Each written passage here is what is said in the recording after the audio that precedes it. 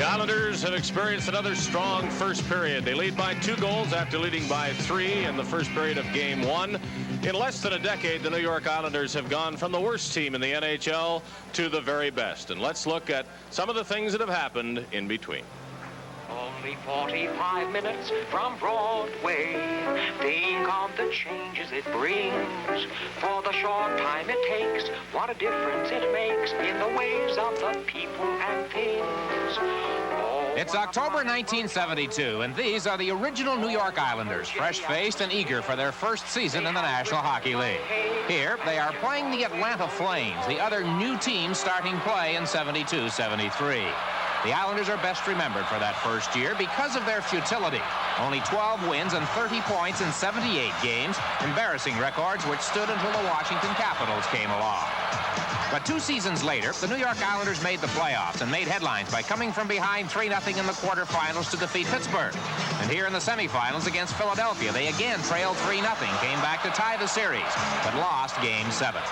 The following 2 years, they made the semifinals again, losing both times to the eventual Stanley Cup winners, the Montreal Canadiens.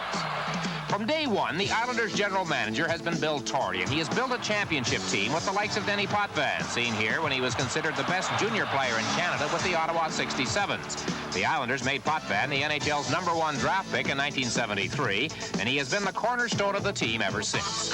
Out west, Islanders scouts spotted a youngster named Brian Trottier, the MVP of the World Junior Tournament in Winnipeg in 1974. After drafting him, the Islanders kept Trottier in the junior ranks in Lethbridge for 1 year before turning him pro. Once in the NHL, he proceeded to set rookie records for assists and points, win the Calder Trophy, obviously an omen of things to come. In 1977, they drafted Mike Bossy, a scoring sensation with Laval of the Quebec Junior League, and he's been a scoring sensation in the NHL ever since, with 53 goals his rookie year, never less than 50 in 4 seasons, and this year, Bossy equaled Rocket Richard's feat of 50 goals in 50 games.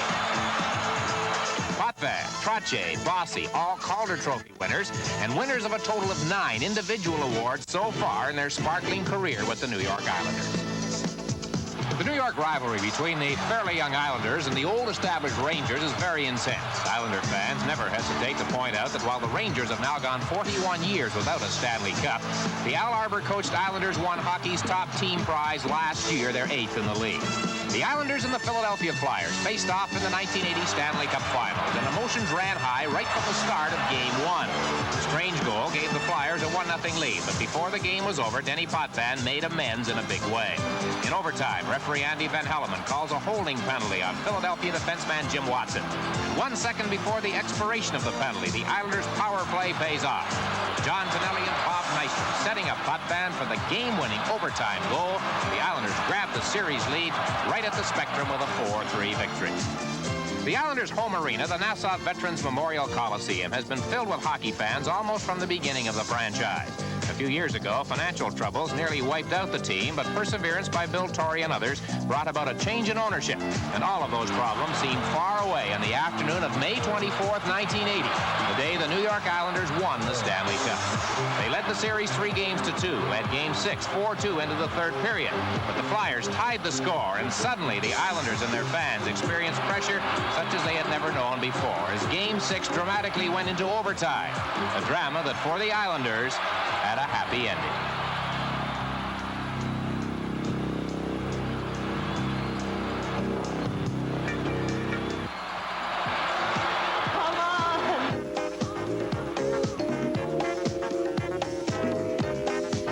In every foot of that film, there were reminders of the importance of the draft as the Islanders built from worst to best, and most other teams in the NHL know the importance of those amateur selections. Coming up next, Mickey, Gary, and Don on the ice talking about defensemen standing at the blue line as we return with the Stanley Cup Finals in just a moment.